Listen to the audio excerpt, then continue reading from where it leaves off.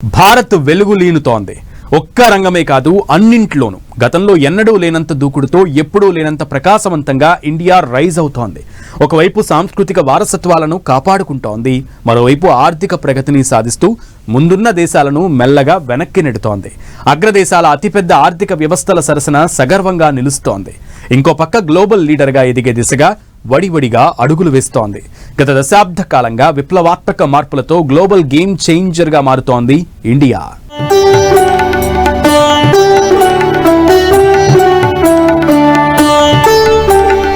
సాంస్కృతిక వారసత్వ పునరుజ్జీవం, భారత ఆర్థిక మూలాలు మరింత బలోపేతం,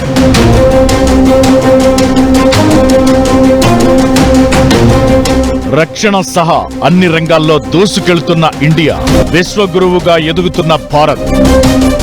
राम मंदिर प्राण प्रतिष्ठा के ऐतिहासिक अवसर पर मैंने भारत के लिए 1000 साल का विराट स्वप्न सामने रखा था. आज देश का सांस्कृतिक पुनर्जागरण करोड़ों देशवासियों में नया विश्वास भर रहा है. सोमनाथ का ये शिखर मानवोद्घोष कर रहा है. चंद्रशेखरम आश्रय. భారత్ మునుపెన్నడూ లేనంత జోష్తో ప్రపంచానికే మార్గనిర్దేశం చేసే స్థాయికి విశ్వగురువుగా ఎదుగుతోంది. ఒక్క రంగమనే కాదు, అన్ని రంగాల్లోనూ ఈ మార్పులు స్పష్టంగా కనబడుతున్నాయి. అంతెందుకు, గత 5 ఏళ్ల కాలాన్నే తీసుకుందాం. భారత్లో పెనుమార్పులు చోటు చేసుకుంటున్నాయి. సాంస్కృతిక వారసత్వాల పరిరక్షణకు ప్రభుత్వం చేపడుతున్న చర్యలు సత్ఫలితాలనిస్తున్నాయి. సోమనాథ్ ఆలయానికి పునర్వైభవం వచ్చింది.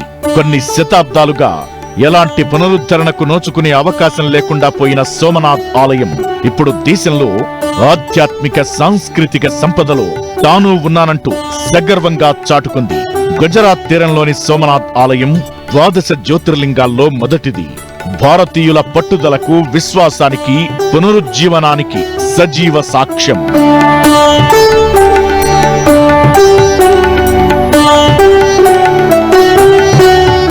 ఎన్నోసార్లు విధ్వంసాలకు గురైంది. కాని ప్రతిసారి మరింత వైభవం పుంజుకుంటూ భారత కీర్తి కిరీటంలో మకుటాయమానంగా నిలుస్తోంది సోమనాథ్ టెంపుల్. మధ్యయుగ కాలంలో ఈ ఆలయ సంపదను దోచుకోవడానికి, మతపరమైన ఆధిపత్యం కోసం విదేశీ ఆక్రమణదారులు ఎన్నో దాడులు చేశారు. మహమ్మద్ గజని 1024 సంవత్సరంలో సోమనాథ్ చరిత్రలో అత్యంత క్రూరమైన దాడి చేశాడు. ఆలయ ప్రాంగణాన్ని ధ్వంసం చేసి టన్నుల కొద్దీ బంగారాన్ని, వజ్రాలను దోచుకెళ్లాడు. ఆ సమయంలో ఆలయ రక్షణ కోసం పోరాడిన వేలాది మంది భక్తుల్ని సంహరించినట్లు చరిత్ర చెబుతోంది. మళ్లీ నిర్మించిన సోమనాథ్ ఆలయం 1299లో అల్లావుద్దీన్ ఖిల్జీ సైన్యం చేతిలో ధ్వంసమైంది. 1706లో మొఘల్ చక్రవర్తి ఔరంగజేబ్ ఈ ఆలయాన్ని భూస్థాపితమయ్యేలా, ఆనవాళ్లు కూడా దొరకకుండా నేలమట్టం చేయాలని ఆదేశించాడు. ఆ తరువాత చాలా కాలం ఇక్కడ పూజలు లేకుండా ఆలయం శిథిలావస్థకు చేరుకుంది. విష్ణవే నమః. హరి హరి విష్ణవే నమః. ఓం నమః పార్వతీ పతయే. హర హర మహాదేవ హర. శ్రీ సోమనాథ్ మహాదేవ కీ. ఇప్పుడు ఇంత అద్భుతమైన ఆలయం మళ్లీ పునర్నిర్మాణానికి నోచుకుందంటే అది భారతీయుల్లో ఉన్న సాంస్కృతిక వారసత్వాన్ని కాపాడాలనే సంకల్పమే. ఈ భవ్యమైన సోమనాథ్ ఆలయం స్వాతంత్ర్యం వచ్చాక నిర్మించినది. అప్పటి కేంద్ర హోంమంత్రి సర్దార్ వల్లభాయ్ పటేల్ శిథిలావస్థలో ఉన్న ఆలయాన్ని చూసి చెలించిపోయారు. ప్రజల విరాళాలతోనే ఆలయం పునర్నిర్మాణానికి నోచుకుంది.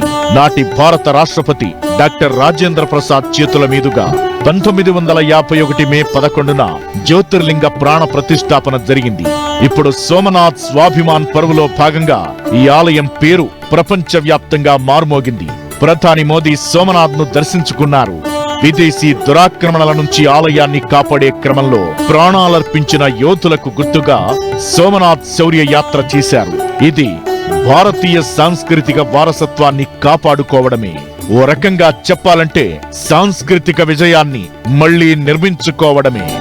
సాంస్కృతికంగా కల్చరల్ స్పేస్ను కాపాడుకునే దాంట్లో భాగంగా భారతదేశానికి సంబంధించినంత వరకు ఇప్పుడు ప్రధానమంత్రి మోదీ గారు సోమనాథ్ ఆలయాన్ని మళ్ళీ దానికి పూర్వ వైభవం తీసుకొచ్చే విధంగా మహమ్మద్ గోరీలు, మహమ్మద్ గజనీలు ఎన్నిసార్లు దండయాత్ర చేసినా భారతదేశం యొక్క సంస్కృతిని కానీ, భారతదేశం యొక్క విలువలను కానీ, సాంప్రదాయాలను కానీ ఎవరు కదిలించలేకపోయారు అనటానికి సజీవ సాక్ష్యం 1000 సంవత్సరాల క్రితం మహమ్మద్ గోరీ, మహమ్మద్ గజనీలు ప్రయత్నించినప్పటికీ 1000 సంవత్సరాల తర్వాత కూడా హిందూ సనాతన ధర్మాన్ని ఎవరు ఏం చేయలేకపోయారు.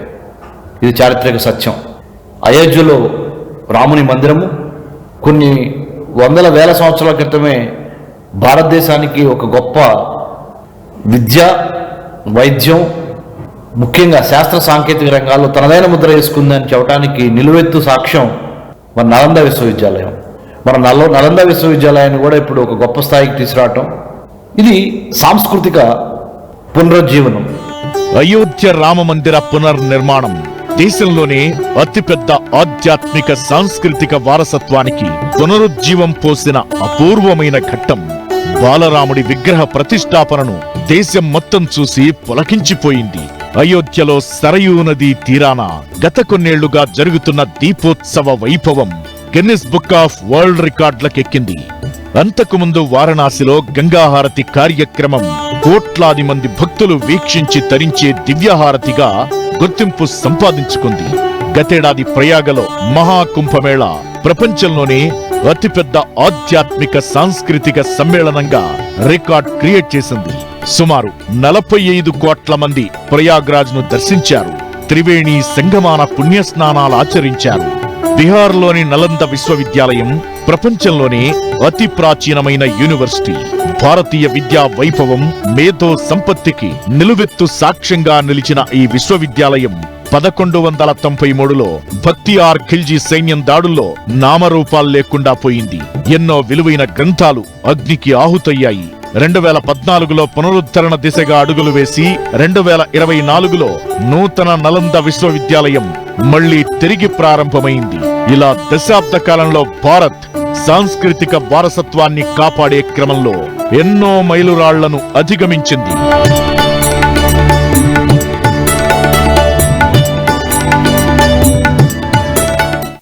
సాంస్కృతిక వారసత్వ సంపదల పరిరక్షణ విషయంలో ఎంత పకడ్బందీ ప్రణాళికలతో ముందుకు వెళ్తోందో, ఆర్థిక వ్యవస్థను బలోపేతం చేసుకుంటూ గ్లోబల్ లీడర్గా ఎదిగే దిశగాను ఇండియా అలాంటి పంథానే అవలంబిస్తోంది. ఇప్పుడు పెద్ద దేశాలతో వాణిజ్యం కోసం దోస్తీ చేస్తోంది. ఆపన్న హస్తం అందించాలనుకుంటే ముందు వెనక ఆలోచించమనేలా చిన్న దేశాలకు సాయం చేస్తోంది. ఇక దేశ రక్షణ విషయంలో రాజీ పడేదే లేదంటోంది. దానికి తగ్గట్లే రక్షణ రంగంలో విప్లవాత్మక మార్పులు చోటు చేసుకుంటున్నాయి. ఏటా బాహుబలి బడ్జెట్లతో రికార్డుల్ని క్రియేట్ చేయడమే కాదు, అతిపెద్ద ఆర్థిక వ్యవస్థల సరసన నిలిచేందుకు జీడీపీ గ్రోత్ లోనూ ఇండియా వెనక్కి తిరిగి చూసుకోకుండా ముందుకు పరుగులు పెడుతోంది. అన్ని రంగాల్లో అమేయ శక్తిగా ఎదుగుతున్న భారత్ జపాన్ను దాటి 4వ అతిపెద్ద ఆర్థిక వ్యవస్థగా అవతరణ. డిజిటల్ ఇండియా, ఆత్మనిర్భర్ భారత్తో ఆర్థిక వ్యవస్థకు ఊతం. రక్షణ, అంతరిక్ష రంగాల్లో తనదైన ముద్ర వేస్తున్న ఇండియా ప్రపంచ దేశాల్లో నిర్ణయాత్మక శక్తి పాత్ర.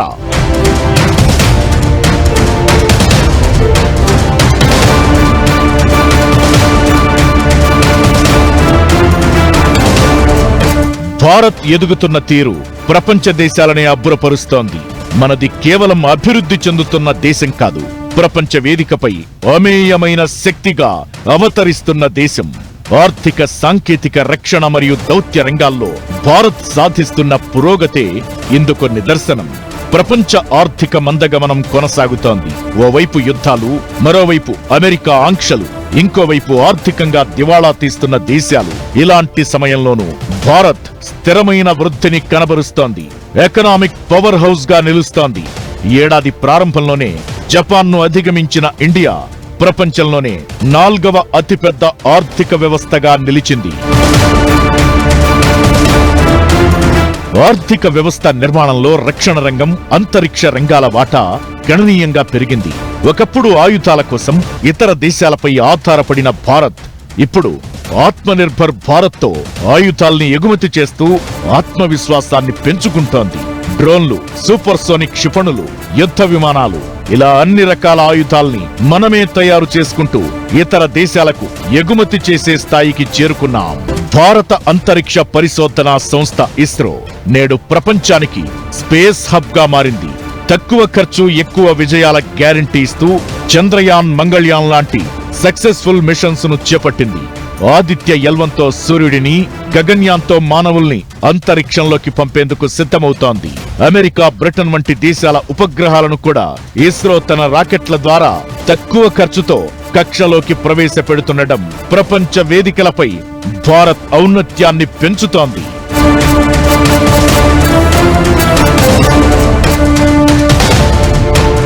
డిజిటల్ ఇండియా ఈ పేరు అంతటా మార్మోగుతోందిప్పుడు. ఐటీ విప్లవంతో ప్రపంచంలోనే ఎక్కువ మంది ఐటీ నిపుణులు, ఇతర సాంకేతిక నిపుణులను ఇతర దేశాలకు ఎగుమతి చేస్తోంది ఇండియా.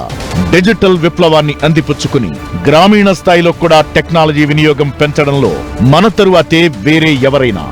రైతులు, గ్రామీణ మహిళలు కూడా యూపీఐ సాంకేతికతను అందుకున్నారంటే మన దేశం టెక్నాలజీకి అందిస్తున్న ఊతమే ఇందుకు కారణం. యూపీఐ ద్వారా ప్రపంచంలోనే అత్యధిక డిజిటల్ లావాదేవీలు జరుగుతున్న దేశమేదైనా ఉందంటే అది భారతే. సింగపూర్, యుఏఈ, ఫ్రాన్స్ వంటి దేశాలు కూడా మన యూపీఐ సాంకేతికతను అందుకుంటున్నాయి.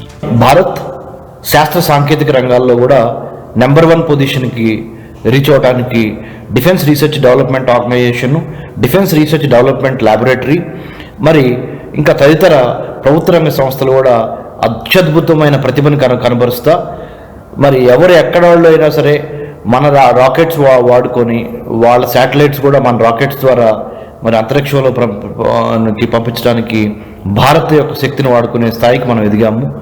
తర్వాత వికసిత్ భారత్ 2047 విజన్తో కూడా మనం ముందుకెళ్తున్నాము. సో మోస్ట్లీ మన science, technology, engineering, mathematics and medicine రంగాల్లో కూడా మన అత్యద్భుతమైన భారత్ ప్రతిభని చూపిస్తున్నది.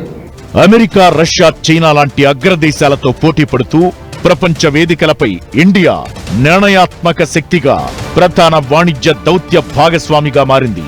Bricks, G20, G7, quad, Shanghai సహకార సంస్థ, I2U2, ISA ఇలా చాలా దేశాల కూటముల్లో ఇండియా భాగస్వామి. పెద్ద దేశాలతో వ్యూహాత్మక దౌత్యం, చిన్న దేశాలతో మిత్రత్వంతో కూడిన సాయం చేయడంలో ఇండియాకు సాటెవరూ లేరు. విపత్తులు, సంక్షోభ సమయాల్లో ఇరుగు పొరుగు చిన్న దేశాలకు కోరినంత సాయం చేస్తోంది భారత్. ఆర్థిక, ఆయుధ, సైనిక సాయాన్ని అందిస్తోంది. దీంతో ప్రపంచ వేదికలపై భారత్ చెప్పే మాటకు విలువ పెరిగింది, భారతీయతకు ప్రాధాన్యత ఏర్పడింది. యోగా డే లాంటి కార్యక్రమాలను ప్రపంచమే మనల్ని అనుసరిస్తోందంటే ఇండియాకు ఉన్న విలువేంటో అర్థం చేసుకోవచ్చు. వచ్చే 5-10 ఏళ్లలో భారత్ అభివృద్ధి చెందుతున్న దేశం నుంచి అగ్రగామి దేశంగా ఎదిగేందుకు సరిపడా శక్తి సామర్థ్యాలను సమకూర్చుకుంటోంది. అతి త్వరలోనే అన్ని రంగాల్లో పురోగతితో ఇండియా ప్రపంచంలోనే అతిపెద్ద ఆర్థిక వ్యవస్థగా అవతరించినా ఆశ్చర్యపోవాల్సిన అవసరం లేదు.